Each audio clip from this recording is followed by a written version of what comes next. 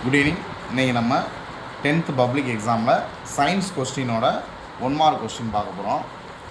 இதில் வந்து first question அப்படின்னு பார்த்தோம்னா ஃபஸ்ட் கொஸ்டினுக்கு வந்து ஆப்ஷன் டி ஆப்ஷன் தான் சரியான ஆன்சர், ஆப்ஷன் டி.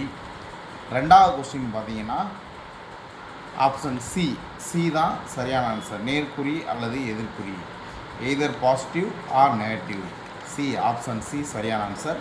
தேர்ட் கொஸ்டினுக்கு வந்து ஆப்ஷன் பி, சாவி மூடி இருக்கும்போது மின்சுற்றின் சுற்றுப்பாதையை மூடிவிடுகிறது, அதான் சரியான ஆன்சர்.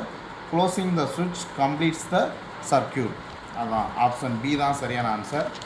நாலாவது 1 மார்க் பார்த்தீங்கன்னா ஆப்ஷன் பி 8,4 8,4 ஆப்ஷன் பி தான் சரியான ஆன்சர். அடுத்த 5வது கொஸ்டின் பார்த்தீங்கன்னா 5வது கொஸ்டினில் ஆப்ஷன் ஏ அணு எண், நவீன ஆவர்த்தன விதியின் அடிப்படை அணு எண், அதான் சரியான number, atomic number, option A தான் சரியான ஆன்சர்.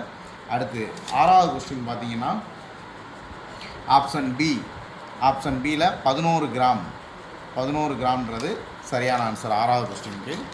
7வது கொஸ்டினுக்கு பார்த்தீங்கன்னா 7வது கொஸ்டினில் ஆப்ஷன் ஏ அதிக புறப்பரப்பளவு, அதான் சரியான ஆன்சர், அதாவது லார்ஜ் சர்ஃபேஸ் ஏரியா, ஆப்ஷன் ஏன்றது 7வது கொஸ்டினுக்கு சரியான ஆன்சர்.